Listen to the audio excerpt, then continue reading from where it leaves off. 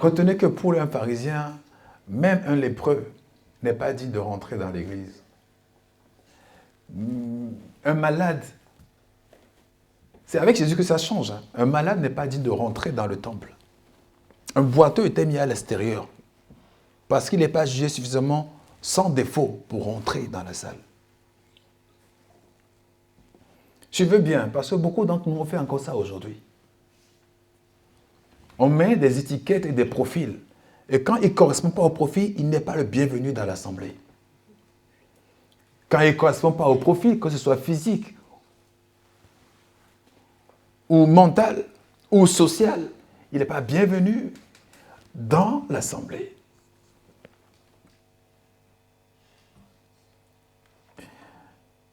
Jésus a fait quelques rares guérisons dans le temple. La plupart, c'était dehors. Parce que les lépreux, les malades, n'avaient pas droit au temple.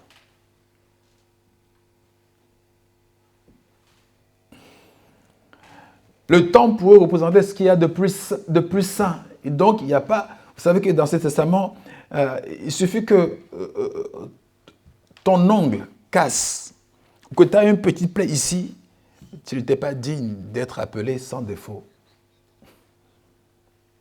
Il suffit que tu aies une plaie quelque part sur ton corps, tu ne peux pas y aller dans la présence de Dieu. Et les pharisiens ont toujours gardé ça jusqu'au temps de Jésus. Mais pour venir donner les offrandes et tous les dons volontaires, il n'y a pas de condition. Ils étaient prêts à le recevoir de n'importe qui. De la veuve qui avait qu'une seule pièce, qui donnait au temple. Ils étaient prêts à le recevoir.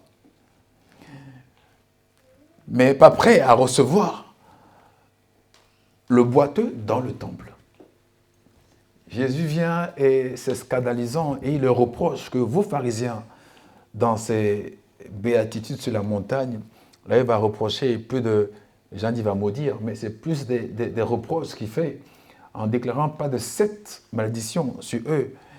C'est-à-dire que vous, les pharisiens et aux chefs religieux, vous demandez les gens à faire plus que vous êtes capables vous-même de faire. Vous mettez des conditions et des charges très très lourdes sur le peuple. Or, vous-même, vous ne remuez pas votre petit doigt. Vous demandez la dîme de ça, la dîme de ça, la dîme de ça. Alors que vous savez que Dieu prend plaisir à la miséricorde. Et à la justice, c'est ce choses-là que vous devez d'abord privilégier, sans toutefois négliger les autres. Jésus va incarner la présence de Dieu parmi les hommes. Du coup, la sainteté parmi les hommes. Et cette sainteté va se faire bichonner, toucher, envelopper, embrasser par les moins que rien, par les pécheurs, par les païens, par les gens de mauvaise vie, par des lépreux, par une femme qui est en perte de sang pendant 12 ans. On n'a pas compris l'évangile quand on conditionne une entrée dans une église. L'évangile est pour le monde entier. Et pour dire que Dieu aime tout le monde, jusqu'à ce que quelqu'un l'entende et que ça résonne dans son cœur et qu'il donne à son tour son cœur à Dieu. L'église d'aujourd'hui n'est pas prête à laisser une prostituée venir s'asseoir, même s'asseoir au beau milieu de l'assemblée. Jésus a laissé la prostituée venir jusqu'à le toucher et embrasser ses pieds. L'église n'est pas prête à donner une place normale, comme toutes les autres places, à quelqu'un qu'on conditionne et qu'on note comme de mauvaise vie. Mais Jésus est parti souper dans la maison des gens qui ont de mauvaise vie. L'église n'est pas prête, je parle d'aujourd'hui toujours, je parle de la mauvaise église, pas prête à ouvrir ses portes aux lépreux, qui veut dire quelqu'un qui est banni de la société, tellement il est répugnant, tellement c'est la malédiction, vous savez, la lèpre. C'est contagieux, c'est puant, on le met à l'écart, aux quarantaines. L'église n'est pas prête, l'église fait les quarantaines.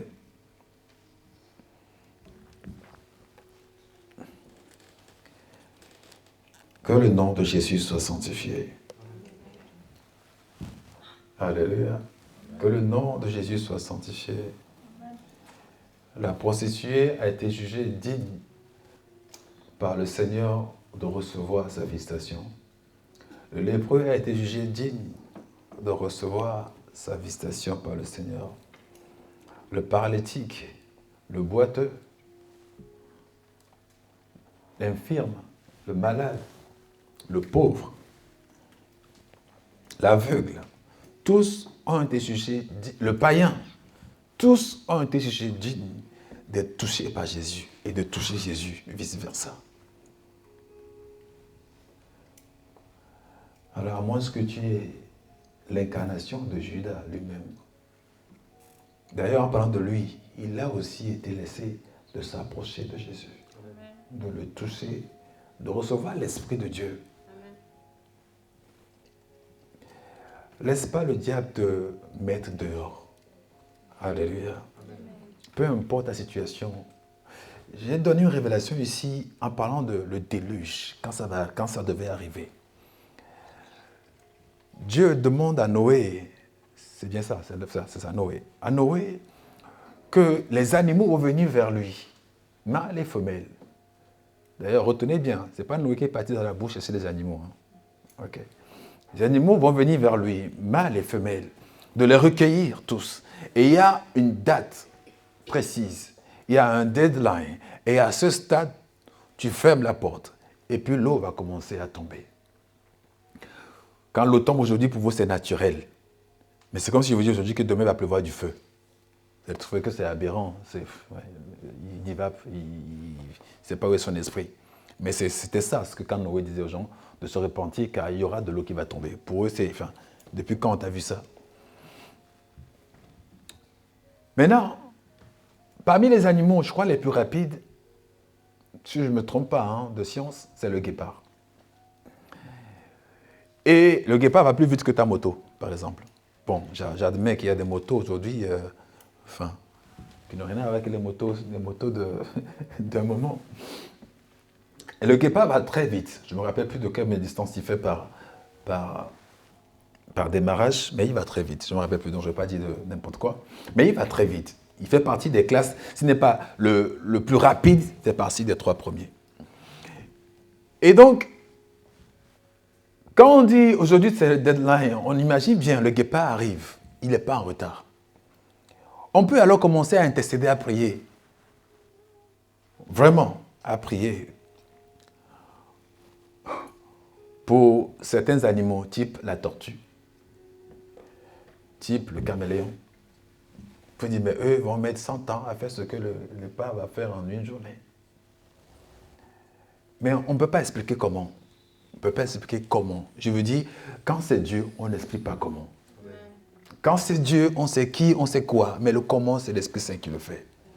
Alléluia. Quand c'est Dieu, tu sais qui, tu sais quoi. Mais le comment, de how you make it, il n'y a que Dieu qui le sait. Il n'y a que Dieu qui le sait. Comment est-ce que la tortue, le caméléon et tous ces autres-là qui vont clopin-clopant sont arrivés au même moment que le guépard? Il n'y a pas eu un retard. Personne n'a manqué à rentrer dans l'arche. Alors, peu importe ton niveau aujourd'hui, comment tu vois de loin la foi, comment tu vois de très près la foi, comment tu l'embrasses, comment tu es hésitant. Dieu dit bienvenue à tout le monde qui vient à lui. Et que si tu entends sa voix, il ne sera jamais trop tard pour toi d'entrer aussi dans l'arche, avant que la destruction n'arrive tôt ou tard sur l'humanité. Si la tortue commençait à développer des sciences et des méthodes pour être plus rapide, voire aussi rapide que le guépard, quelqu'un lui dirait que tu fais fausse route. Dieu t'a appelé tortue, donc tortue tu y rentreras. Dieu t'a appelé caméléon, caméléon, tu y entreras. Est-ce que vous me comprenez? Ça ne sert à rien de vouloir être l'autre. Dieu t'a appelé tel que tu es. Trouve en toi quelle est l'espérance de l'évangile que Dieu m'a apporté. Qu'est-ce que je peux espérer en Dieu? Non, qu'est-ce que les autres espèrent en Dieu? Qu'est-ce que moi je peux espérer dans le Seigneur? Dieu t'appellera toi et te parlera de toi. Il demandera des comptes sur toi, sur ta vie et non sur la vie de l'autre. Parce que tu n'es pas l'autre, tu es toi. Le sang de Christ a été versé sur chacun individuellement. Il a payé le prix pour chacun individuellement. Il n'a pas payé un prix pour la foule. Il a payé le prix pour chaque âme, pour chaque vie. Et donc, tel que tu es, Dieu a payé le prix pour toi. Alléluia.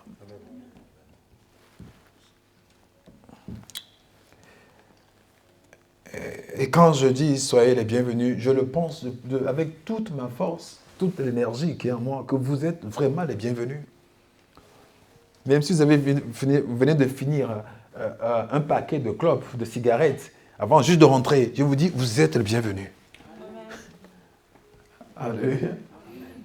Peu importe ce que vous avez fait avant de rentrer, vous êtes les bienvenus. Au nom de Jésus-Christ. Il n'y a personne qui change les vies aussi bien que le Seigneur. Il n'y a personne qui module, qui change de personnalité, l'âme même, ou l'esprit même, la qualité de l'esprit de quelqu'un aussi bien que le Seigneur. C'est la maison de potier. C'est la maison du potier. Et l'argile est toujours le bienvenu. Alléluia.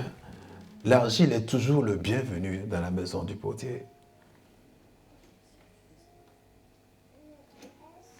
Il dit, pendant que vous êtes encore une masse informe et vide, Dieu vous connaissait.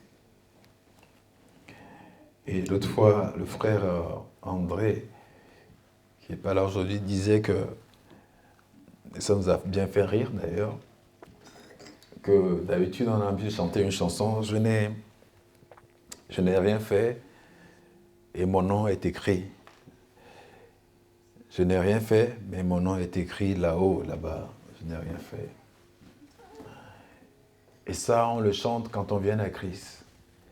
Et que c'est maintenant qu'on commence à faire quelque chose, à essayer de marcher, et on tâtonne, ou on trébuche, ou on se lève, et on recommence. C'est en ce stade-là maintenant que nous, les chrétiens, on nous a fait comprendre que Dieu peut enlever votre nom.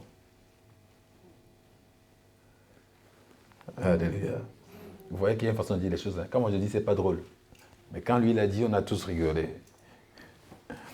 C'est quand tu fais quelque chose maintenant que Dieu va venir enlever ton nom. Et quand tu ne faisais rien avant, il a mis ton nom. Quand les 10 sont partis pour évangéliser, dans Luc chapitre 10, dans Matthieu chapitre 10, on ne va pas le lire, il dit, ils sont tous revenus les 12, en train avec joie. Il leur a dit, quand je vous ai envoyé, avez-vous manqué de quelque chose? Ils disent rien. Mais Seigneur, même les démons nous sont soumis. Ne vous réjouissez pas de ce que les démons vous sont soumis, mais réjouissez-vous de ce que vos noms sont inscrits dans le livre de vie. On parlait de ceux, de qui? On ne parlait pas des hommes parfaits. On parlait des hommes qui étaient encore avec Jésus il y a encore peu. Jésus leur disait, tes paroles sont dures. Il dit, mais vous aussi partez. Pierre dit, non, je ne pars pas parce que tu as les paroles de la vie. Et M. Pierre, là, plus tard, va le renier. Mais au moins, Jésus lui dit que ton nom est écrit dans le livre de vie. La scène n'est pas encore produite. Il n'a pas encore renié Christ. Alléluia. Il n'a pas encore renié Christ, que Christ lui dit que ton nom est inscrit dans le livre de vie.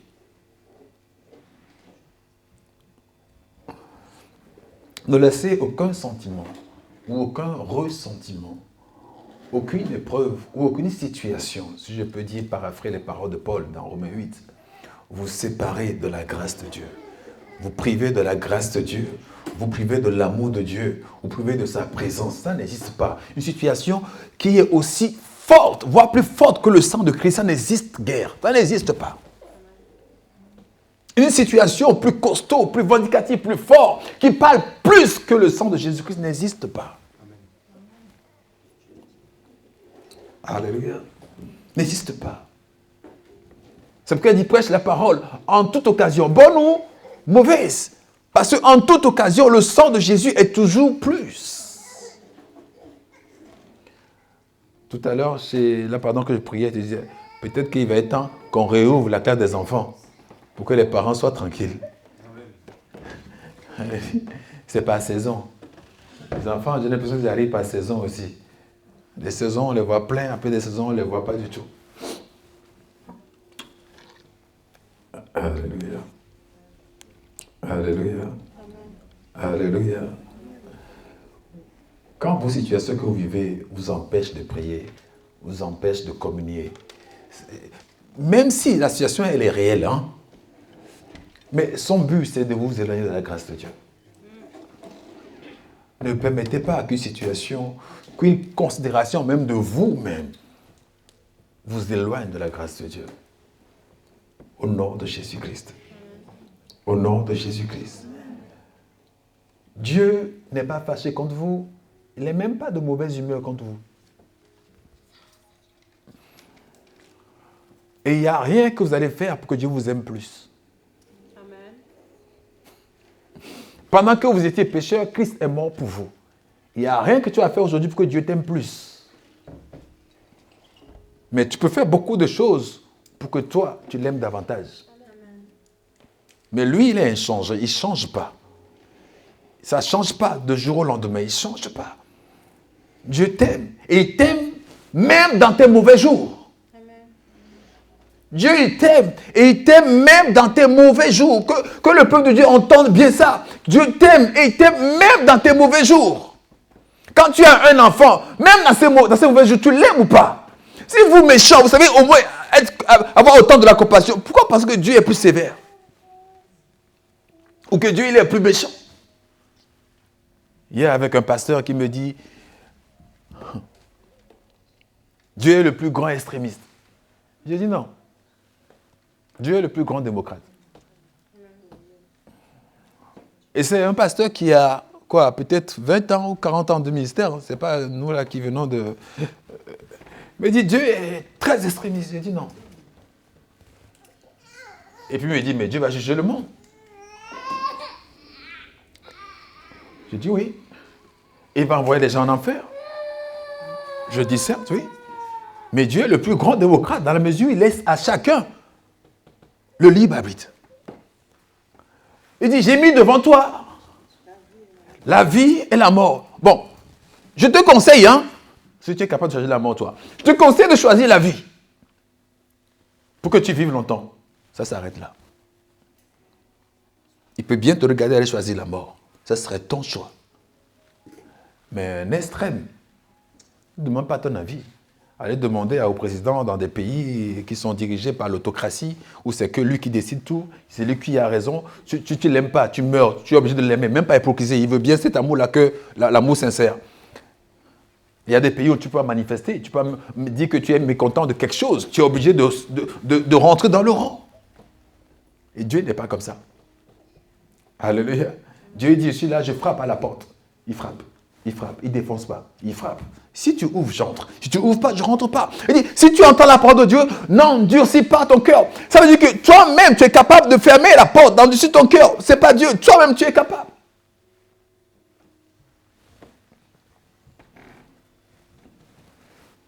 Dieu, c'est ce que vous voyez ici, là, comme les démocrates, on dit la démocratie, ça n'existe pas. Dans la Bible, il y a beaucoup de démocratie.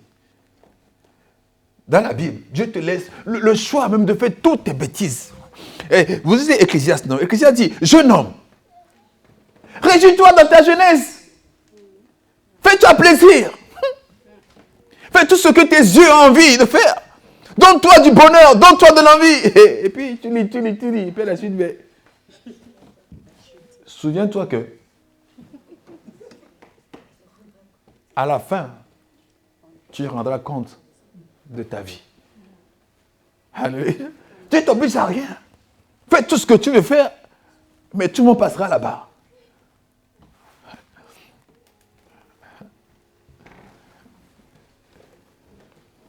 Ça, c'est un vrai démocrate. Alléluia. Ça, c'est un vrai démocrate. Dieu vous aime même dans vos mauvais jours. Parce que la croix, le plus grand des prix a été payé dans vos mauvais jours. Dieu n'a jamais payé le prix pour quelqu'un qui est déjà juste. Il n'y a pas besoin qu'on paye un prix pour lui. Le prix a été payé pour tous ceux qui ne sont pas justes. Quelqu'un qui pense que par ses œuvres il est juste, il rend la mort de Christ, je le dis encore, je le répète, caduque pour lui. Ça n'a pas d'effet pour lui. Ça ne compte pas même pour lui. Parce que lui, de par lui-même, je ne sais pas dans quel code il a trouvé ça, mais de lui-même, il s'est justifié.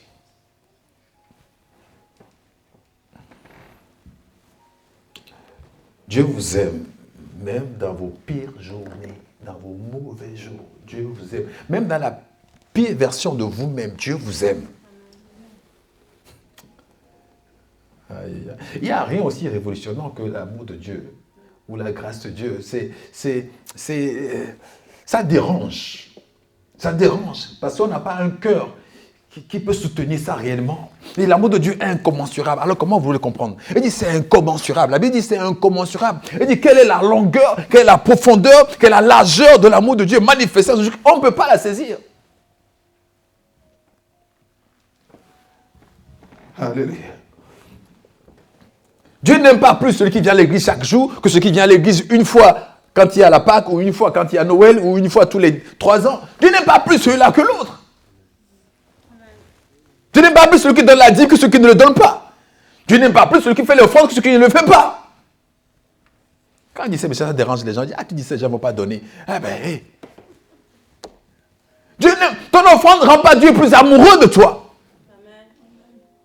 Ta prière ne rend pas Dieu plus amoureux de toi. Amen. Ta lecture biblique, ta dévotion, tout ce que tu peux faire dans le royaume ne rend pas Dieu plus amoureux de toi. Non. Mais toi, ça te galvanise, ça te pousse plus près de Dieu. Mais Dieu, lui, il ne change pas. C'est toi qui fais les si and down, les up and down. Dieu ne change pas.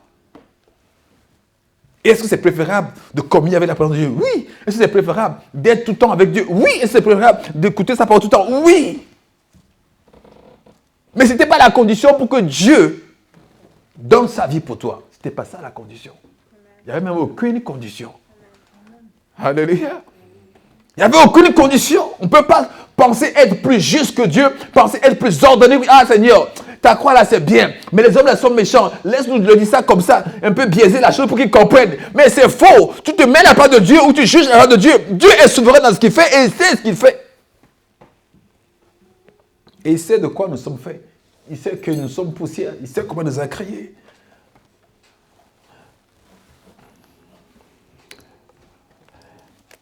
Regardez à Dieu, l'auteur et l'accomplisseur de la foi. Au nom de Jésus. Regardez pas à vous-même. Regardez à Dieu.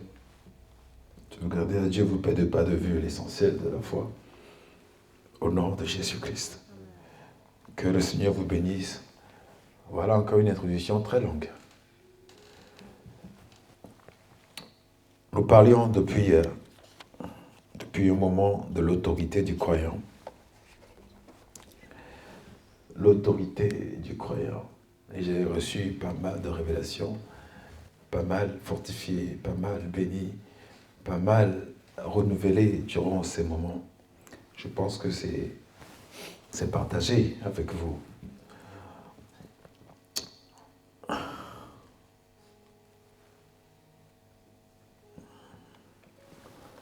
L'autorité du croyant. Que la grâce et le bonheur vous accompagnent durant ce nouveau mois de mai, au nom de Jésus-Christ. Que ce soit un rendu bien meilleur que le mois précédent, au nom de Jésus-Christ. Que le bien vous accompagne. Il dit, moi et les enfants que Dieu m'a donnés ne sont pour des signes et des merveilles. Des merveilles. Eh bien, des merveilles. Eh bien, des merveilles, au nom de Jésus-Christ. Qu'aucune des maladies qui ont frappé l'Égypte dans la Bible visite votre vie, votre famille, votre maison durant ce mois de mai au nom de Jésus-Christ. Mais que la bonne santé de Dieu plane sur vous, demeure avec vous au nom de Jésus, dans tout ce que vous mettez dans votre corps au nom de Jésus-Christ. Que tous ces mains qui rentrent dans votre organisme soient sanctifiés, soient épurés au nom de Jésus-Christ, soient stérilisés au nom de Jésus-Christ. Et que tous vos voies, tous les lieux que vous allez emprunter, marcher, toutes les directions que vous allez prendre durant ce mois, que Dieu vous préserve de tout danger. Même là où il y a la contaminaison, là où il y a là où il y a un virus qui traîne, que vous passez sans être touché. Au nom de Jésus-Christ. Au nom de Jésus, que Dieu soit le rempart, qu'il soit votre appui, qu'il soit votre refuge, qu'il soit votre soutien. Au nom de Jésus, qu'il ne manque jamais lorsque vous en avez besoin. Au nom de Jésus-Christ.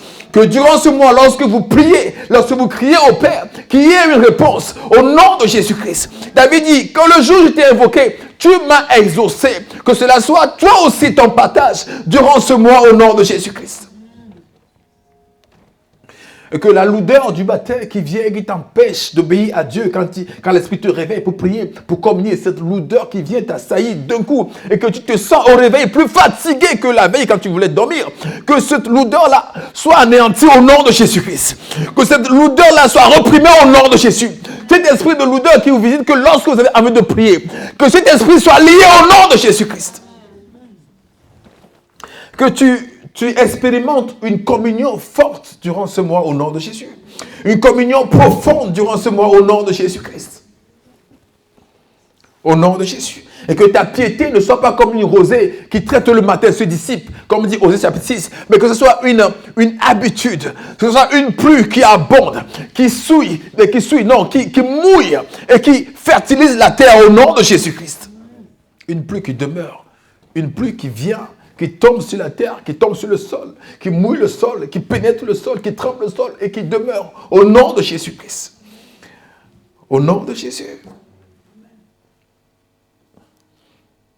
Dieu ne peut pas de là-haut venir prendre notre place et nous laisser errer après.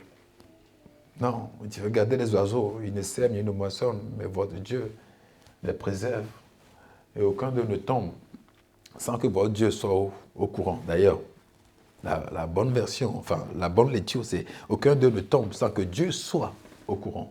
Pas que aucun d'eux ne tombe sans que ce soit Dieu qui le fasse tomber. C'est ça que vous dites, non? Oh, tout ce qui arrive, c'est la volonté de Dieu. C'est faux. Sinon, je n'ai pas dit prier pour que ma volonté soit faite.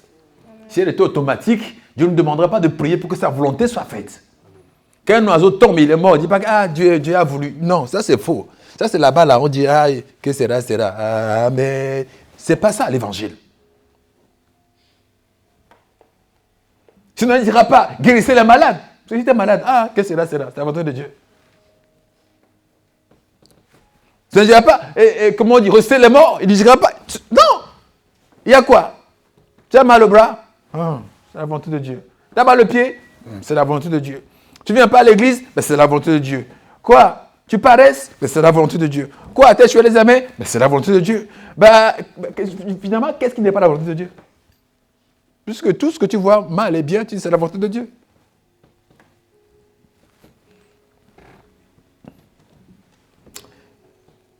Alléluia. Tu perds ton emploi, c'est la volonté de Dieu. Non, frères et sœurs, tout n'est pas la volonté de Dieu. Sinon, Dieu ne demanderait pas de collaborer ensemble. Il ne demanderait pas de prier. Il ne va pas demander que ta volonté soit faite. Que ton règne vienne. Il ne dira pas toutes ces choses-là. C'est un aveuglement. Refusez ces choses. Alléluia.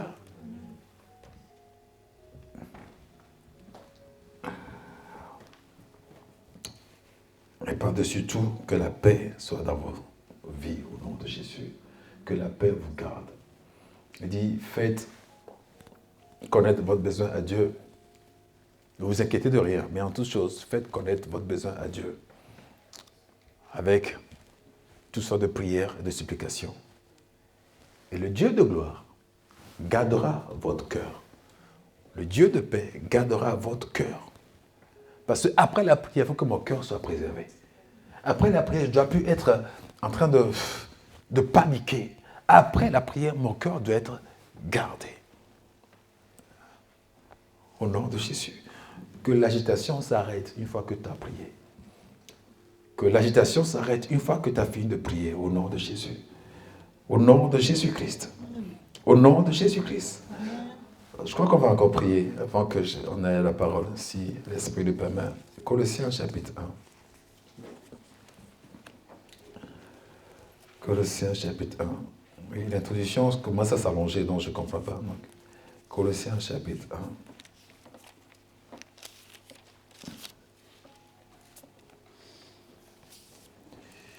Dieu Yahweh, Dieu Yahweh, tu es Yahweh, et tu es Yahweh, tu es Alpha, tu es Yahweh, Alpha et Omega. Verset 12, tu es Yahweh, Alpha et Oméga. Colossiens 1, 12, À 13. 1, 13. 12 à 13. Colossiens 1, 12 à 13. Rendez grâce au Père qui nous a rendus capables d'avoir part à l'héritage des saints dans la lumière, qui nous a délivrés de la puissance des ténèbres et nous a transportés dans le royaume du Fils de son amour, en qui nous avons la rédemption par son sang, la rémission des péchés. Alléluia. Alléluia. Écoutez-moi encore. Et ceux qui ne comprennent pas l'évangile qui est prêché et qui vont calomnier dehors, vous faites un travail en vain qui va retomber sur vos têtes, sur la tête de vos enfants. Donc de grâce, hein, dans l'amour et dans la compassion de Dieu. Stop that. Alléluia. Le péché n'est plus un problème pour le Seigneur. Le Seigneur a fini tout ce qui concerne le péché depuis longtemps. Le problème aujourd'hui, c'est le pécheur. Dieu a fini avec le péché depuis longtemps. Vous avez lu quoi? Vous avez la rédemption et le pardon de vos péchés. Mais c'est écrit au passé. Et il y en a plein comme ça. Hein. C'est toujours au passé, conjugué au passé.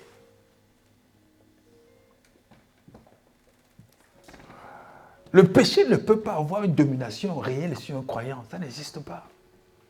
Soit c'est une mauvaise compréhension, mais ça n'existe pas. Le péché ne peut pas vraiment t'enliber, te molester, et que tu n'as pas de way out, tu n'as pas de voie de sortie, parce que le péché t'a pris. Tu ne peux pas arrêter.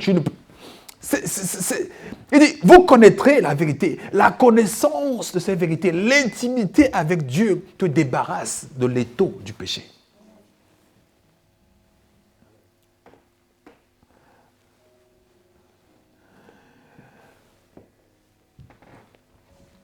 C'est Dieu qui te rend capable. Rendez grâce au Père qui vous a rendu capable de prendre part à l'héritage des saints dans la lumière. Il nous a délivrés de la puissance des ténèbres. Il nous a transportés dans le royaume de son Fils bien-aimé, en qui nous avons la rédemption et le pardon de nos torts, de nos péchés, de nos offenses. Tu vas prier durant ce mois de mai, durant ce mois, que tu vives les capacités divines. Ce n'est pas tes capacités qui vont changer la donne, c'est les capacités de Dieu. Il dit, Dieu me rend capable de prendre part à l'héritage des saints. L'héritage des saints, c'est quoi? C'est de ne pas être molesté par le péché. C'est de ne plus être en prison, de ne plus être molesté par la maladie d'ailleurs, et par plein d'autres choses. Tout ce qui n'est pas dans la grâce de Dieu n'est pas pour toi. Ce qui n'est pas prévu dans l'évangile n'est pas pour toi. Ce qui n'est pas dans le panier de Jésus n'est pas pour toi. Et tu vas prier, Seigneur. C'est toi qui rends les gens capables de faire. De prendre part à la santé, de prendre part à la joie, de prendre part à la paix, de prendre part à la sainteté, de prendre part à la dévotion. C'est toi qui rends capable les gens de prendre part. Je veux compter sur ta capacité. Paul dit, c'est pas que nous sommes capables de concevoir quelque chose en nos propres, mais notre capacité nous vient de Dieu.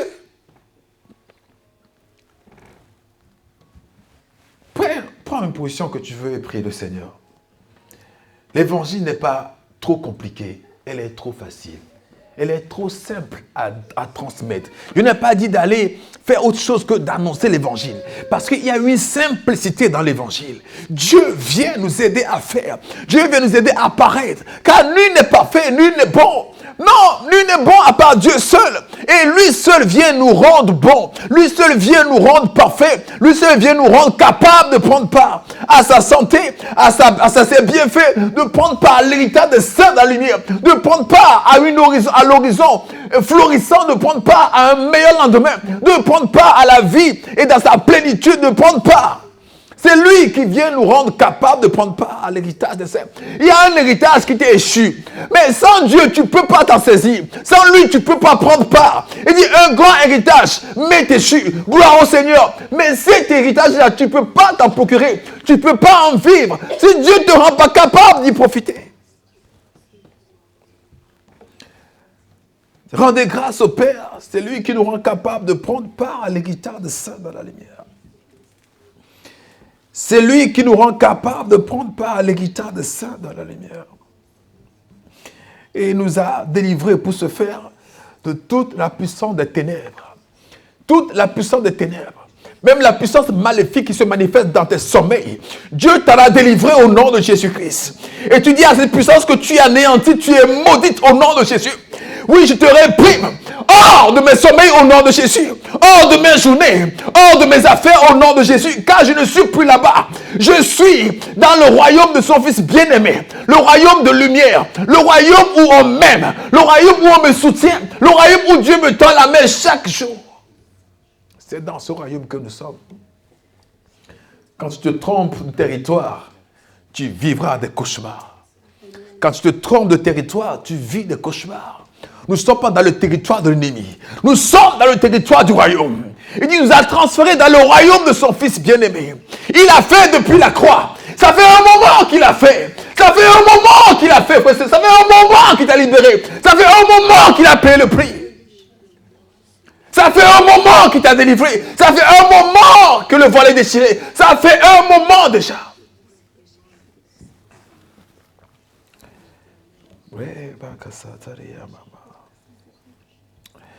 Tu nous as transférés dans le royaume de ton Fils bien-aimé. Dans le royaume de ton Fils bien-aimé. Dans le royaume de ton Fils bien-aimé. Là où nous tous nous sommes des bien-aimés. Là où nous tous nous sommes aimés, car nous sommes unis avec lui. Il nous appelle frères. Nous sommes dans ce royaume, Seigneur, de rois et de sacrificateurs. Tu nous as mis dans ce royaume, Seigneur. Au-dessus des trônes, des dignités, des dominations, des principautés.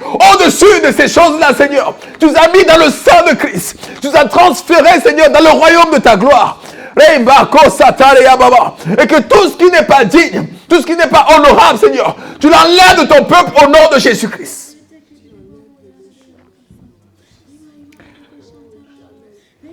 Tu nous dépossèdes de tout ce qui, Seigneur, condamne nos dignités. Ce qui est répugnant, ce qui est de domaine de l'opprobre, de la honte, de la confusion, au nom de Jésus-Christ. Tu dis, tu as vu le peuple, tu as eu compassion d'eux, parce qu'ils étaient languissantes et ils étaient abattus. Seigneur, aujourd'hui même, tout système d'abattement, tout système de langueur est anéanti au nom de Jésus, car ils sont plus sur le territoire ennemi, ils sont dans ton royaume. Dans ton royaume.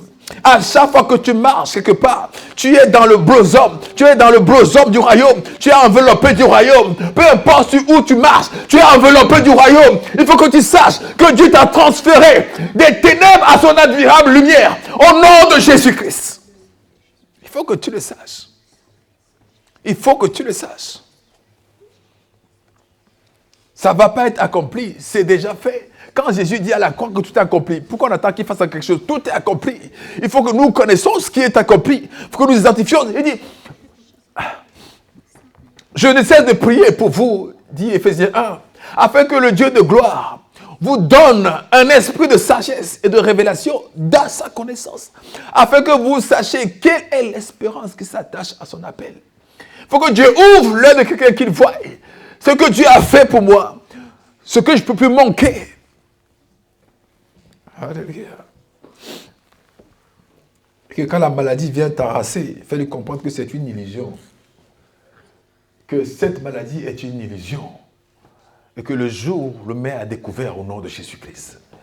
C'est une illusion de la nuit. Et que le jour le met à découvert au nom de Jésus-Christ. Toute macabre, toute ruse de l'ennemi est une illusion de nuit. C'est une illusion de nuit. Une illusion nocturne. Et le jour ne tarde pas à se lever et à montrer que ce n'est qu'une ruse au nom de Jésus-Christ. Que ce n'est qu'une illusion au nom de Jésus-Christ.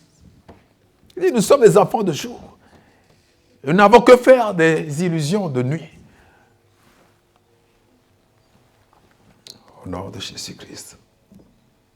Règne, Seigneur. Règne, Père. Règne. Au nom de Jésus-Christ. Au nom de Jésus-Christ. Au nom de Jésus-Christ.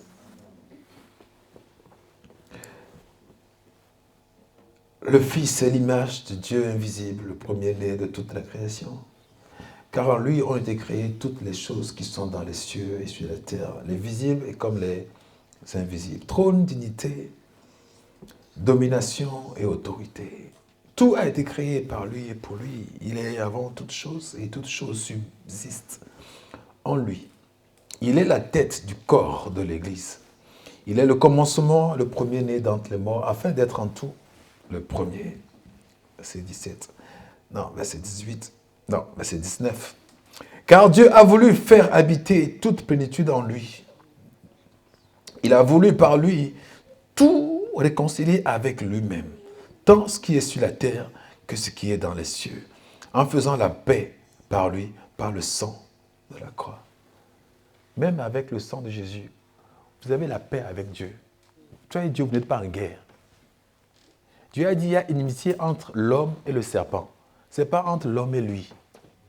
Alléluia. Ce qui concerne moi et Dieu, Christ est venu établir le pont de la réconciliation. Et chacun qui emprunte ce pont-là qui est Christ est réconcilié avec Dieu.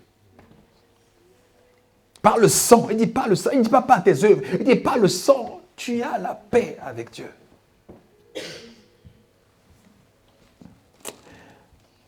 Que le Seigneur soit glorifié. Parce qu'il parle de qui? Il parle de nous. Verset 21 dit, et vous qui étiez autrefois étrangers et ennemis par vos pensées et par vos actes, il vous a maintenant réconcilié par sa mort dans le corps de sa chair, pour vous faire paraître devant lui saint, sans défaut, sans reproche. Si du moins vous demeurez fondés et inébranlables dans la foi, sans vous détourner de l'espérance de l'évangile que vous avez entendu. Et ça m'introduit bien ce que l'Esprit m'intime de dire ce matin. C'est ça le game changer, c'est la foi. Il dit, si toutefois nous ne détournons pas, nous demeurons fermes et inébranlables dans la foi.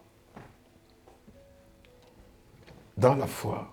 Ça remonte, ça remonte à des années. Je suis dans la voiture, quand le Seigneur me dit, si je priais pour certaines choses dans la société, ce n'est même pas par rapport à un individu ou une famille, c'est plus par rapport à une région complètement, pour ne pas dire un continent. Le Seigneur me dit, il n'y a que la foi qui sauvera cette génération. Il n'y a que la foi qui sauvera la génération. Il n'y a que la foi. S'il y a vraiment, si on peut appeler ça condition, alors c'est la seule. Si on peut appeler quelque chose de condition dans la parole de Dieu pour avoir le salut, alors c'est la seule. Et t'ai-je pas dit que si tu crois, tu verras la gloire de Dieu? Si on t'annonce une nouvelle que tu ne crois pas, ça ne te sert à rien, cette nouvelle-là. Ça servira à tout le monde, sauf à toi. Et puis c'est parce que tu ne crois pas que la nouvelle est fausse. Ou c'est parce que tu crois que la nouvelle devient vraie.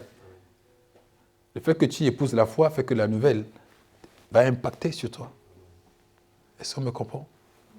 Le fait d'y accorder la foi, c'est que la nouvelle va impacter. Il dit, la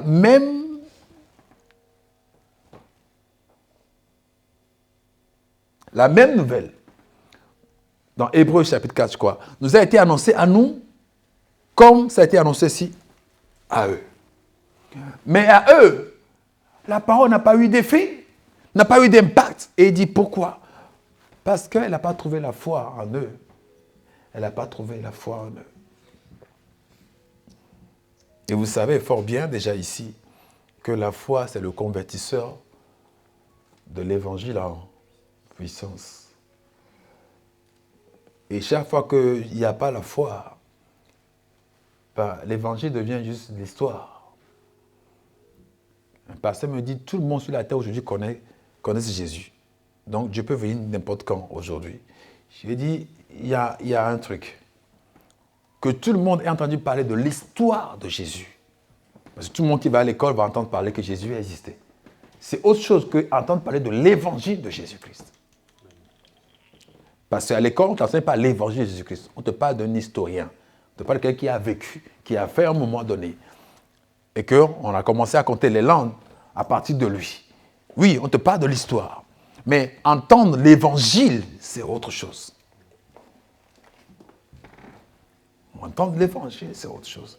Et à l'écoute de l'évangile, Dieu dit, si tu crois, tu seras sauvé, toi et ta famille. Pas si tu crois que tu tues deux vaches, un pour toi, un pour ta femme. Non, si tu crois, ça s'arrête là. Parce que croire, c'est faire. Ne pas croire, c'est ne pas faire.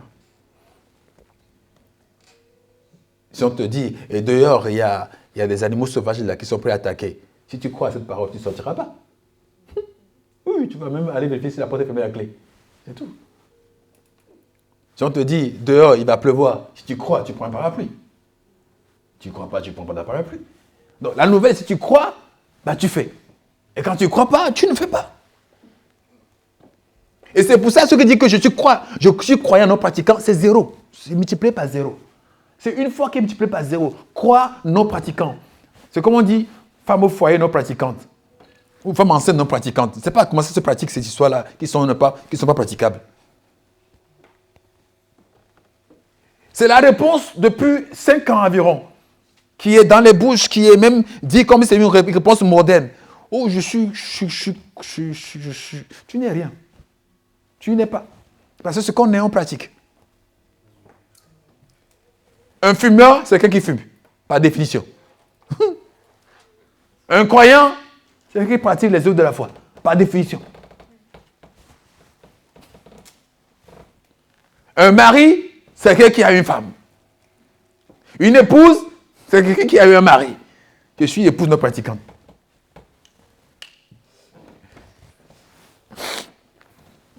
Et puis on sait dans le commun même de nos vies que ce n'est pas normal ce genre de propos. On ne peut pas être embauché non pratiquant. Tu es payé par qui? Hein? Tu travailles? Oui, je suis fonctionnaire non pratiquant. Je suis un travailleur non pratiquant. Je crois que tu es aussi un employeur non pratiquant aussi. Dans ce cas, tu es aussi un employeur qui ne te paie pas. Parce que la Bible dit que ceux qui me cherchent diligemment, c'est ça la foi. D'accord? Hébreux 11.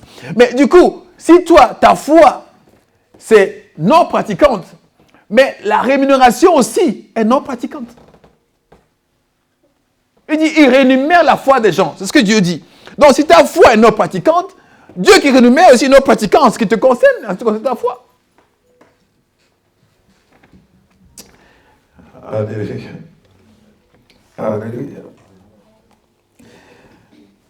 La foi, des fois même, je ne sais pas si vous, parce que j'en sont des croyants youtubeurs, des croyants réseau, les croyants, bientôt on va visiter les croyants fibre optique.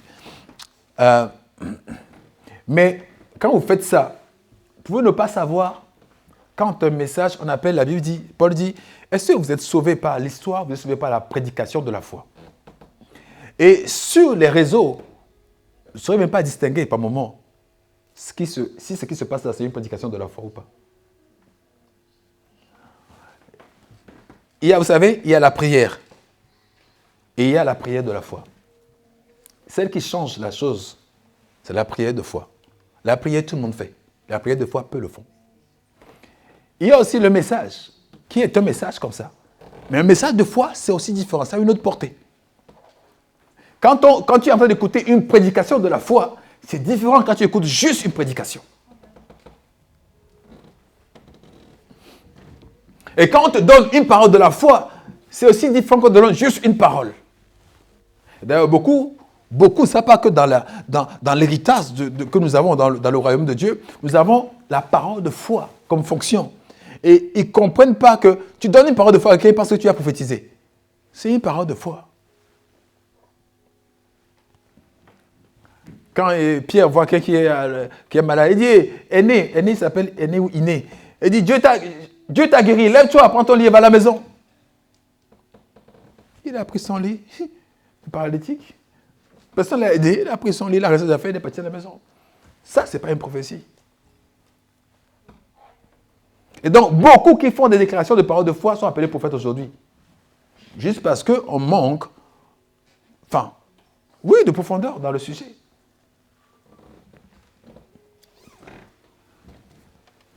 Alléluia.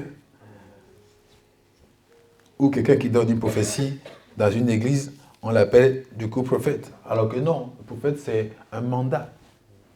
C'est un mandat, c'est un type de message que Dieu te donne pour aller faire. Ce n'est pas tu es là et puis un esprit tombe sur toi par hasard et puis tu dis deux choses et puis tu es prophète. Non. Là-dessus, par contre, Dieu dit que tout le monde dans une église doit pouvoir prophétiser. Mais pas tout le monde est prophète. Tout le monde, il n'y a pas une exception ici. Tout le monde doit pouvoir prophétiser. Donner une parole pour exhorter, encourager et quoi? Édifier.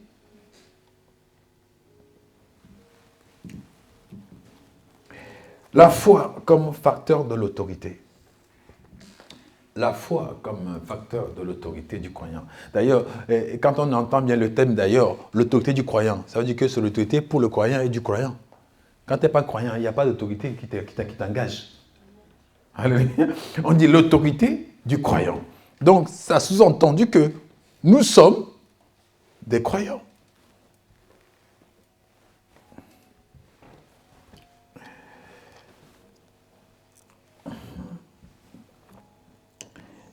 Dans Luc, il dit à Marie, heureuse celle qui a cru, car elle verra l'accomplissement des choses qui lui ont été annoncées par le Seigneur.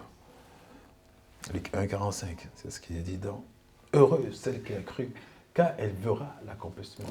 Puissent vos enfants vous dire que vous êtes heureux parce que vous avez vu de vos yeux l'accomplissement des choses que vous espérez devant le Seigneur.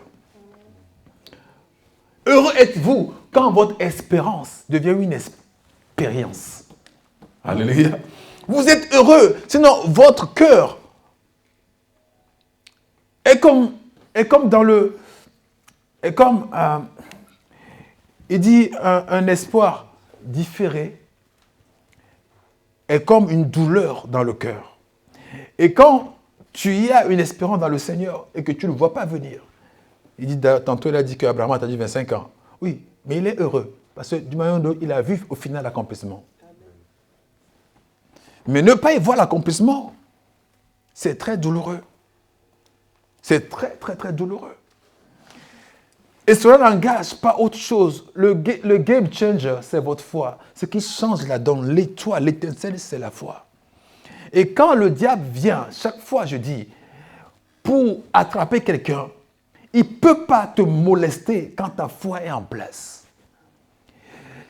Le diable a voulu cribler, comment on appelle, Pierre comme le froment. Jésus a dit, j'ai prié pour toi. Il n'a pas dit pour que le diable échoue. J'ai prié pour que le diable ne te crible pas. J'ai prié pour que je puisse chasser le diable. Non, j'ai prié pour que toi, ta foi. Mais tu dis, mais c'est quoi la foi dans l'équation? Tu as dit, le diable cherche à me briser. Maintenant, tu as prié pour moi, pour ma foi. Plus que Dieu ne me brise pas. Ordonne à Satan de ne pas me briser. Dis-le lui. Non, il a prié que Dieu fortifie ma foi, que ma foi ne se brise pas, ma foi ne soit pas défaillante. Parce que quand ta foi est en place, le diable n'est pas en place. Amen. Alléluia. Quand ta foi est en place, le diable n'est pas en place. Il ne peut pas s'armer, s'aventurer avec audace. S'il a la foi, s'il voit que tu as la foi.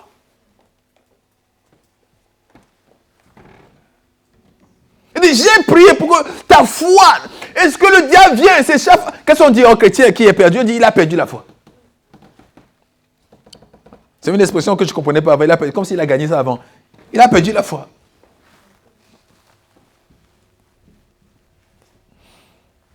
En d'autres termes, la foi ne se perd pas. Parce que ce n'est pas un loto que tu as gagné que tu perds.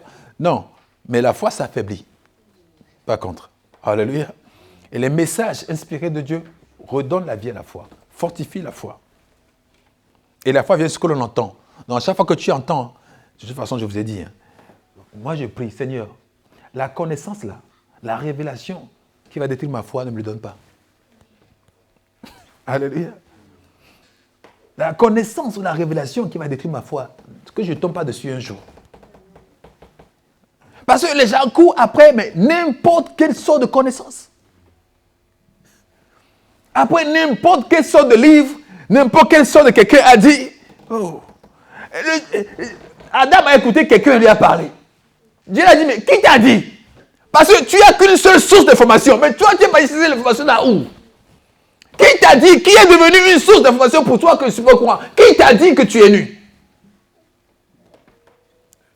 Alléluia. Tu es tranquille avec ta femme à la maison. C'est ça que quelqu'un vient te dire. Il y a toujours un qui veut parler dehors. Qui t'est venu dire que j'ai vu ta femme là quelque part. Dès que ça commence à dire lui, sauce. T'as vu qui? Non? Ma femme. De quoi tu te mêles? T'as vu la tienne? Non. T'as vu la mienne? Mais de quoi tu te mêles? Alléluia. Tu dis t'as vu donc c'est à moi, non? Mais de quoi tu te mêles? Mais on écoute. On écoute. Je disais à la sœur Lady hier que pendant qu'on travaillait dehors aussi, c'est ça, hein, je crois. Je disais, chaque information, même petite soit-elle, que tu reçois de quelqu'un, ça affecte ta manière de voir la personne. Peu importe l'information, que ce soit ce qu'il aime manger, ce qu'il n'aime pas manger, comment il parle, toute information, même ridicule que tu as de quelqu'un, t'affecte, t'impacte dans la manière dont tu regardes la personne. Et quand les chrétiens, au lieu de s'affairer aux choses de Dieu, s'affairent entre les affaires des uns des autres, c'est normal que leur foi est disqualifiée et comment on dit, est liquéfiée, je ne sais pas comment on dit, c'est même plutôt, comment? Ouais, liquéfié. C'est devenu liquide. C'est plus solide, c'est plus solide. Ce n'est plus solide. On a des oreilles pour attendre tout. Même BFM ne te suffit pas. Tu attends BFM, ça te fatigue, mais tu sors encore, tu entends encore. Ah, Kofi a dit, Kodio a dit, Et à un moment donné, tu as beaucoup de sources. Quand l'homme avait plus de sources que Dieu, il y avait un problème. Il dit, mais qui t'a dit? Tu as capté quelle fréquence? Tu as entendu quoi?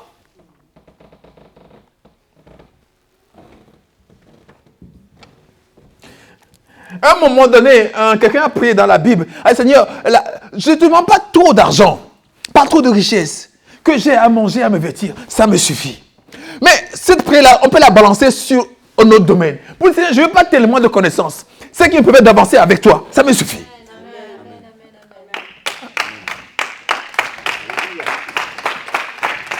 Celle qui me permet d'avancer avec toi me suffit largement. Alléluia. Celle qui me permet d'être tout le temps avec toi me suffit largement. Mais on écoute. À force d'écouter, maintenant on vous dit, maintenant il faut semer pour avoir de l'onction. Et vous êtes là à semer pour l'onction. Vous écoutez ça, ou qu'on vous a dit, amène la semence pour l'onction. C'est bien fait pour vous aussi. Parce que les gens n'écoutent pas. Alléluia. Non, mais sérieux.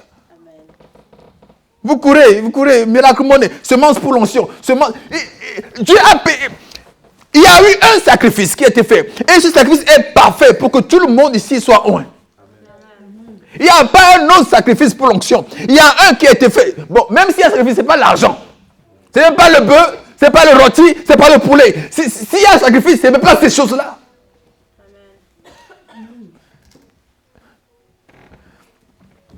Alléluia. Alléluia. Quelqu'un m'a dit, il dit, comment il a dit la chose? Il dit, tu es en train de désacraliser le protocole de l'offrande dans l'église. Il dit, tu t'entends parler, du coup, ça ne sert plus à rien. Donc, c'est normal que les gens ne donnent pas. Hein.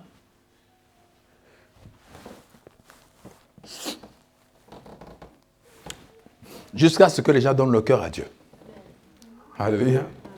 Que les gens ne donnent pas. Jusqu'à ce qu'ils donnent leur cœur à Dieu. En ce moment, ils donneront ce qu'ils ont. Amen. Amen. Je préfère même ça. Que vous remplissez les paniers, que votre cœur soit loin. S'il faut choisir entre les deux. Oui, je préfère que vous ne donniez pas. Que vous donniez peu. Comme ça, on sait que ça reflète l'état de votre cœur. Au moins, on sait. Que donner beaucoup. Vous savez, moi, j'étais dans une église où il y a des trafiquants de drogue. Et quand ils viennent, les enveloppes, ça pleut. Ils donnent beaucoup. Mais le cœur n'est pas à Dieu. Alléluia.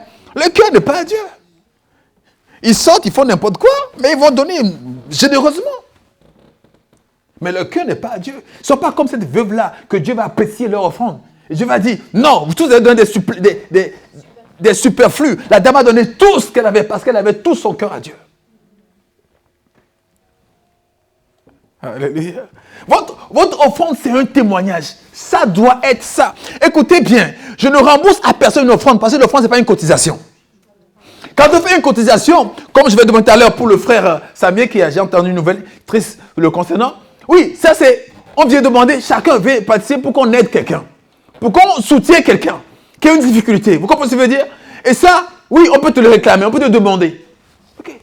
Mais l'offrande, c'est un témoignage du cœur que je fais à Dieu. Donc, du coup, si Dieu n'est pas là, tu te demandes de quoi? L'offrande, c'est un témoignage du cœur. Si Dieu n'est pas là, il n'a pas régi ton cœur, il ne s'est rien passé, tu ne connais pas Dieu, tu donnes quoi? Tu fais quoi? What do you do? Tu fais quoi? C'est un témoignage du cœur, l'offrande. C'est pour dire, Seigneur, je te connais. Merci pour ce que tu es. Merci pour ma vie. Merci pour le mois passé. Merci. C'est sincère. Ce n'est pas une mise en scène. C'est sincère.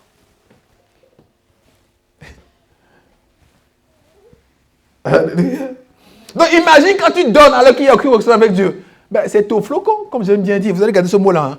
Taux flocon, c'est rien du tout.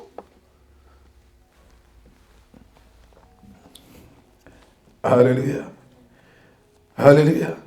J'aime quand une audience est très excitée, mais j'aime quand une audience est silencieuse. Ça veut dire que ça dérange ou ça passe. L'un ou l'autre. L'un ou l'autre. Un humoriste a dit, dans les églises là, soi-disant éveillées, le pasteur, il a des codes. Ou le personne qui fait la parole, il a les codes. Quand il envoie aux gens des choses, genre pour donner, machin, il dit, dites Amen. Et quand je dis Amen, ça veut dire que oui, les gens sont d'accord, il va aller encore un autre punchline, Amen, Amen. Donc ça excite les autres à venir faire ce qu'il dit. Je suis heureux, je rends grâce au Seigneur qu'ici, personne ne vous excite à dire Amen. Alléluia. Qu'on ne vous excite pas à dire Amen. Parce que cet Amen-là, franchement, c'est vraiment dévalué. C'est juste tendance, ça devient tendancieux, c'est tout. C'est tout. C'est tout. Les gens disent Amen quand on leur demande de dire Amen. Il n'y a pas de profondeur.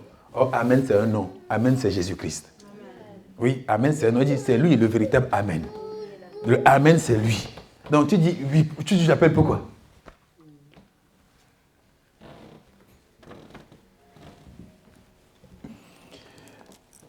Gloire au Seigneur Jésus. Alléluia. Dis, je verrai l'accomplissement de chaque parole que tu m'as dit. Hein? Si tu le crois, il faut le dire, il faut le répéter dans ton cœur. Hein? Personne n'a demandé à David de dire. David a dit, je ne mourrai point. Je vivrai. Et j'annoncerai. Il dit quoi? Les cauchemars.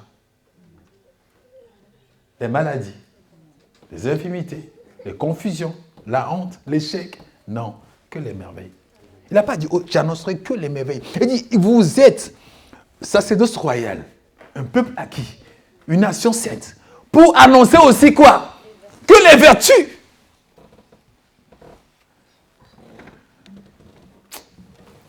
Que les vertus au nom de Jésus-Christ. Il dit en Jean, ne t'ai-je pas dit à la femme, Marthe, si tu crois, tu feras la gloire de Dieu. Ne t'ai-je pas dit, si tu crois, tu feras la gloire de Dieu. Ne t'ai-je pas dit, si tu crois, tu feras la gloire de Dieu. Tu verras la gloire de Dieu. La gloire de Dieu, c'est expérimenter ce que Dieu t'a dit. Ce que Dieu, la parole de Dieu déclare, faire l'expérience de sa parole, c'est la gloire de Dieu. Faire l'expérience de sa parole, c'est la gloire de Dieu. Seigneur, que je fasse l'expérience de ta parole. Que je fasse l'expérience de ta parole. Et non juste la mémoire, mais que je fasse l'expérience de ta parole au nom de Jésus-Christ. On te dit, Seigneur, envoie-moi une voiture. Seigneur, c'est la parole qui va changer tout cela. Et quand tu sais, quand une voiture arrive, parce que tu es connecté à la parole, ce n'est pas une voiture qui va t'amener des accidents sur la route demain. Ce n'est pas ce genre de voiture, non.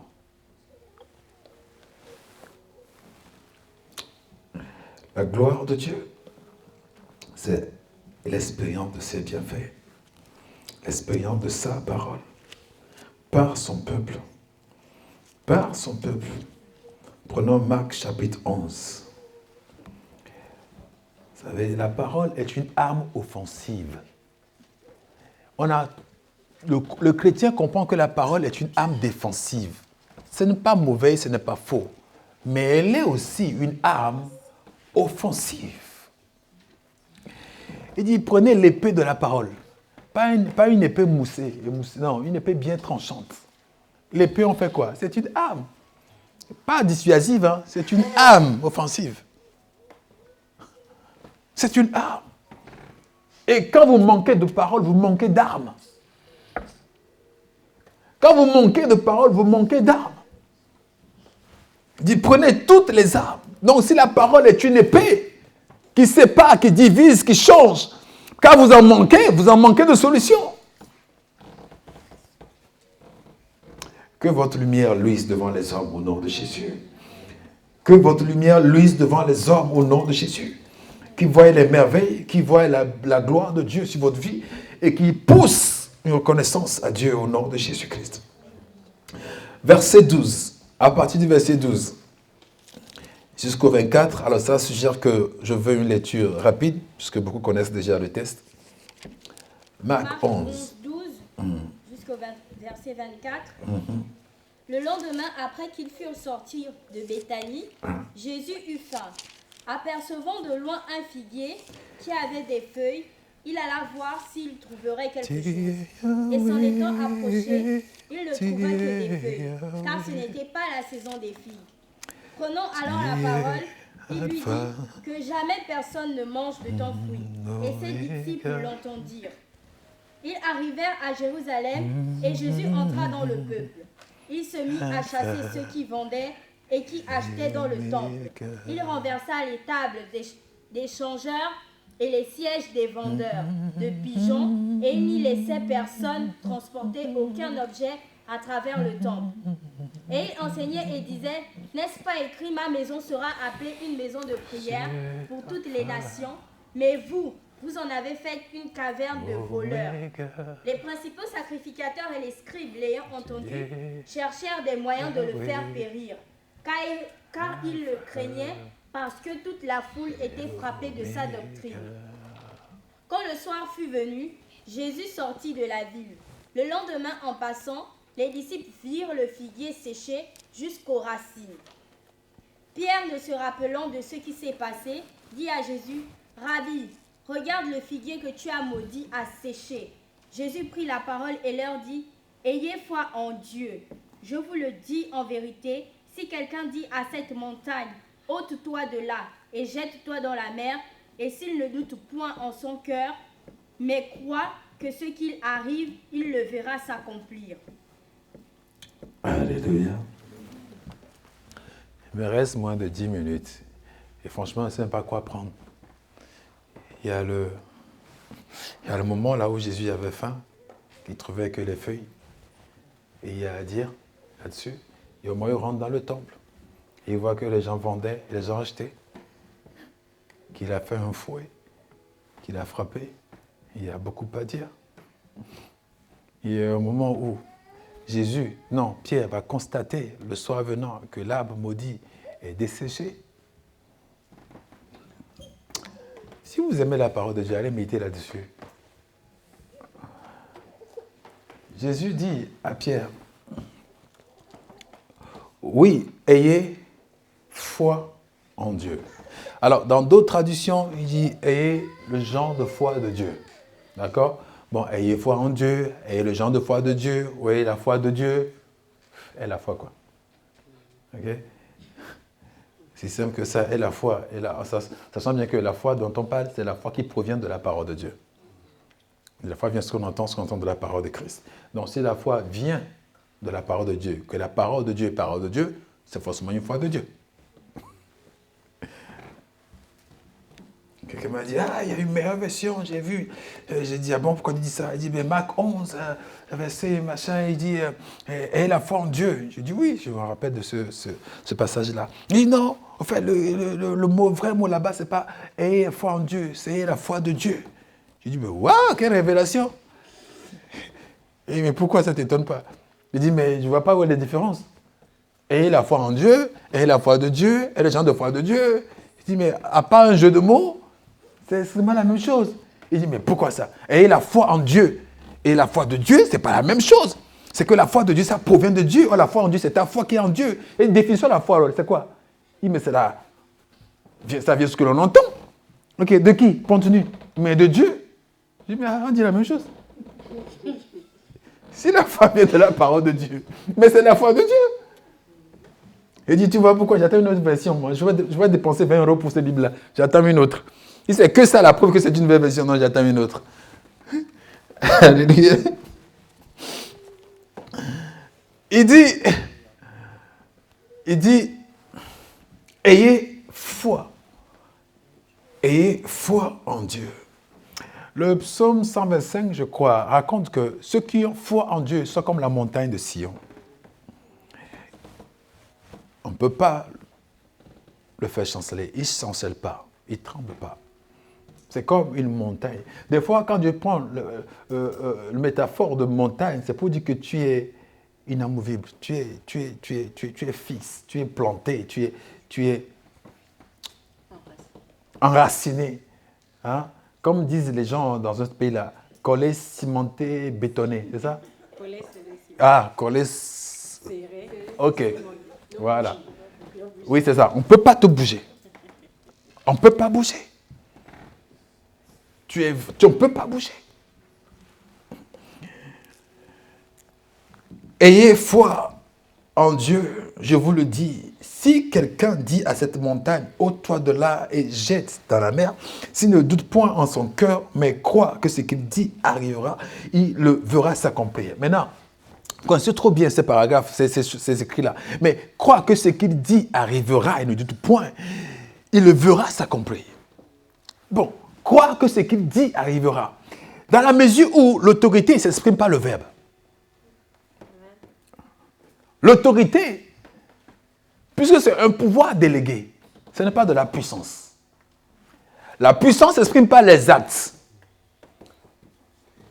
Aïe, aïe, aïe. Ceux qui connaîtront leur Dieu agiront avec force. Ça, c'est la puissance. Mais Jésus chassa les démons en les commandant avec sa parole. Ça, c'est l'autorité. Est-ce que vous voyez la nuance ou pas?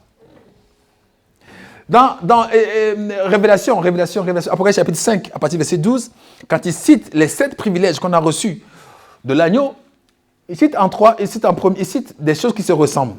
Genre, il est digne de recevoir l'agneau, la puissance, richesse, sagesse, jusque-là, ils sont différents les uns des autres. On arrive au moment donné, il cite la force. D'aucuns peut comparer la force à la puissance. Or, ça non plus, ce n'est pas la même chose. La force est différente de la puissance et la puissance est différente de l'autorité. L'autorité se manifeste souvent par peut-être pas la posture aussi, par moment, mais surtout par la parole. Comme je dis souvent, un roi n'agit pas, un roi il parle. Un roi n'agit pas, un roi il parle. Et plus tu montes dans la foi, plus tu parles. Seigneur, il dit, ouvre grandement ta bouche, je la remplirai. Et si Dieu permet à ce que la foi rentre en toi, c'est souvent que la foi, tu as stocké la parole, tu ne vas que parler. Il dit, nous croyons, c'est pour cela que nous parlons. Parce que quand tu crois, tu es rempli d'autorité de la parole. Et tu ne peux que le parler aussi. Rappelez le psaume 33. Quand il dit, la chose arrive. Quand il ordonne, et elle existe. Son regard est sûr. Ce qui lui appartient. Quand il dit, la chose arrive. Donc Jésus dit à l'arbre, regardez bien, parce que vous faites l'exercice tout à l'heure ou à la maison. Ah, je suis venu pour manger, je n'ai pas trouvé. Oh, franchement, toi aussi. Ah oui, c'est pas la saison. Oh là là, cette table-là, fais-moi voir. Oh non, fais-moi voir la racine. Il ne s'est pas arrêté. Il n'a pas fait de complément. C'était sujet-verbe. Que personne ne mange de fruits de toi. Il n'y a pas d'explication entre l'arbre et lui. Ça s'est arrêté là-bas. C'était une phrase, ou une parole d'ordonnance ou de commandement. Point.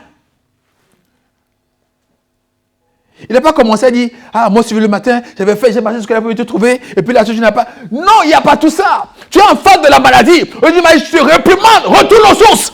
Non, tu es là. Il dit, maladie. Depuis là, ça me fait mal. Oh, le Seigneur Jésus m'a délivré. Il a payé le prix pour moi à la croix. Depuis là, et puis je ne veux plus que tu sois là. Hein? On dirait que tu parles à un chien européen. Vous savez, les chiens européens, on ne les parle doucement, on ne les parle différemment. Parce qu'il comprend que le feu rouge, il traverse. Il comprend le feu. Donc, quand le chien est là, tu dis, Loulou, ou je ne sais pas comment le nom, rentre s'il te plaît. Loulou, rentre s'il te plaît. Loulou, rentre. Loulou, rentre. Ah, Loulou. Viens. Bisous. Allez, maintenant, rentre. Et bon, des fois, ils obéissent. Je trouve ça fabuleux. Je trouve ça merveilleux. Chez moi, c'est long life. On avait un chien qui s'appelle Long Life. Évidemment, il a vécu longtemps en plus. Long Life! Et il comprend. Pas la hauteur, pas l'intensité de la voix. Il comprend que là, il ne faut pas blaguer.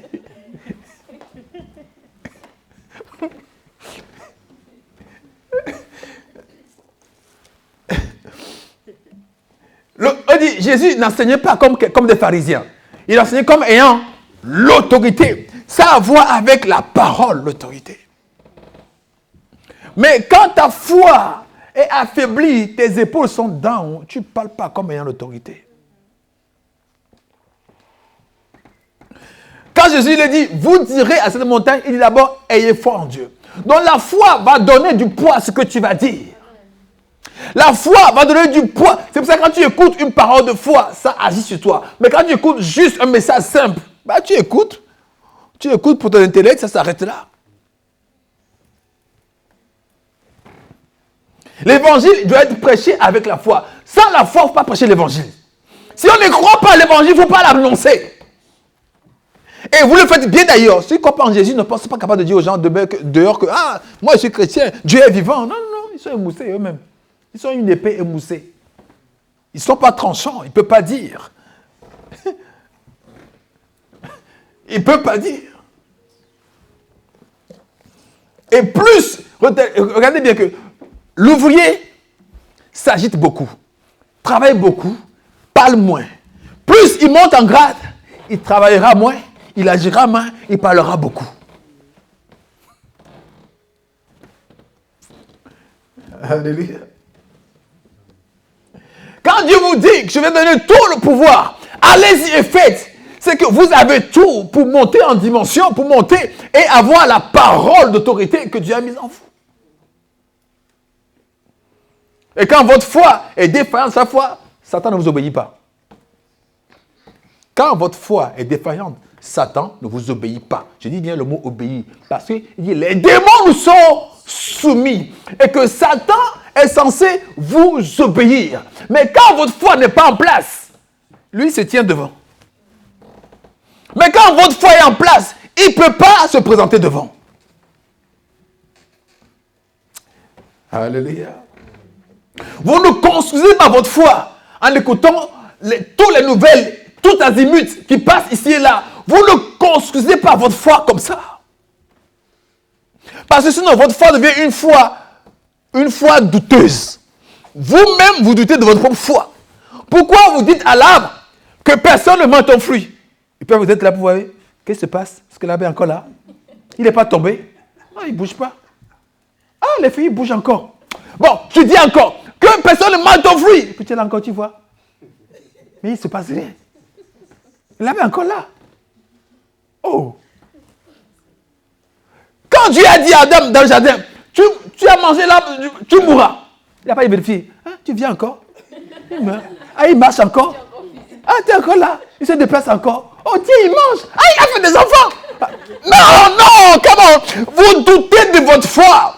Quand Pierre a dit à Iné, Jésus t'a guéri, lève-toi, après il va à la maison. Il est parti. Il n'est pas là pour vérifier. Il fait quoi? Il bouge maintenant quoi? Il a bougé les doigts. Toi, quand tu pries à un mot de tête, ta main tête, tu pries, Seigneur, guéris ma tête, c'est là au nom de Jésus. Après, tu fais la prière, tu fais comme ça. J'ai encore chaud ou pas? Hein? Et puis tu lui fais deuxième prière. Satan dit, oh là, je l'ai eu. Satan dit, non, là, je l'ai eu. Écoutez, il y a cet homme de Dieu, je parle de son nom parce que je parle souvent. On a ramené un témoignage que personne n'arrive à saisir.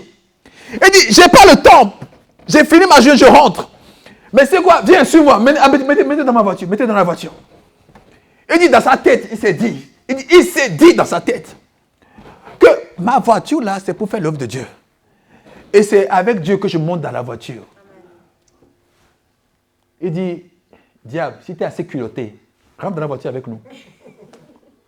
Il n'a pas démarré sa voiture. Il a démarré jusqu'au plein centre de la forêt. Il dit, on a fait une déviation dans la forêt juste pour voir. Il dit, peut-être que quand on est dans la voiture, il ne répond pas. Donc, allons dans la forêt. Il dit, jeune homme, sors, on va dans la forêt. Il dit, bon, Satan, dans ma voiture, tu ne peux pas, j'ai compris. Maintenant, on dit que tu es le roi de la forêt, non? Manifeste ça maintenant. Mais fais vite, hein. Satan ne s'est pas pointé. C'était la délivrance de cet homme-là, on n'a pas prié pour lui. Alléluia. Autre chose encore. La femme a dit, si seulement je peux toucher son vêtement, mon sang, ma guérison serait intacte. Il est parti, il a touché. À cause de ce qui s'est dit dans le cœur. Il ne s'est pas dit, en tout temps là, si la partie où je touche la robe là, ce n'est pas la partie privilégiée de Jésus. Si l'onction est plutôt devant, l'onction n'est pas dans la robe derrière, c'est plutôt sur la robe devant. Après, il faut que je touche là-bas en haut. Parce que là-bas, c'est l'autorité. Il faut que je touche. Non, il faut que. Et peu importe. Ce que je touche, de lui, si c'est de lui, c'est bon pour moi. Alors que Jésus n'a pas guéri jusque-là avec sa robe. Jusqu'à guéri avec à parler aux gens, à prier pour les gens. Mais voilà une femme qui a, pour lui-même, il s'est dit non, il suffit que moi je touche sa robe. Alléluia. Et elle a construit sa foi toute seule. Il faut juste que je touche sa robe. Alléluia. Alléluia. Oui, je vais aller un peu plus loin pour dire quelque chose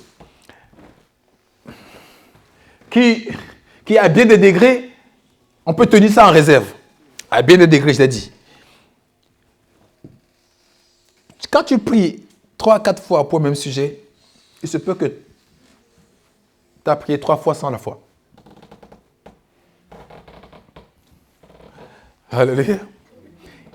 Et je dis bien à bien des degrés, parce qu'il y a des exceptions à cela. Jésus a prié 3 fois. Exactement, on est pour le même sujet.